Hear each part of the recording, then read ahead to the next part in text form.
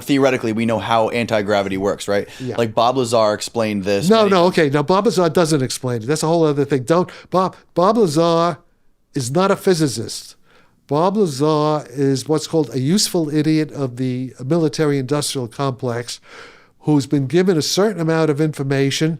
Actually, that comes from stuff I was working on in the 70s with Abdus Salam some of when he talks about gravity A and gravity B, that's what was called the Salam theory, the F gravity, strong, short range gravity, part of the nuclear physics. Yeah, that part has some truth in it, although he doesn't explain it properly because he's not a physicist, okay? Let me see if I can regurgitate my layman view of how he explained it. He explained that there was a reactor inside of this sport model UFO saucer, that when the saucer went from horizontal to vertical, it flew belly first. Yeah. And what it did was it sort of displaced matter in front of it so that when the thing moves from left to right, it sort of falls. Okay, it doesn't. Okay, number one, I don't think that's probably your error.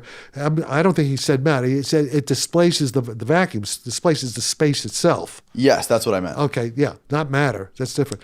But yeah, and that's warp drive. That's what I'm talking about. It's warp drive. So he had part of what he says is true, but it's sloppy. It's not done properly. But when he gets to the nuclear, the 115, you don't need any of that. You don't need that 115. The element 115. Yeah, it's stupid. It doesn't, and he never explains. Suppose I have a stable isotope of element 115. What's the equations that show me how that affects how does that warp space? Show me how to do that. He doesn't know how to do that because it can't be done. See, it's bullshit.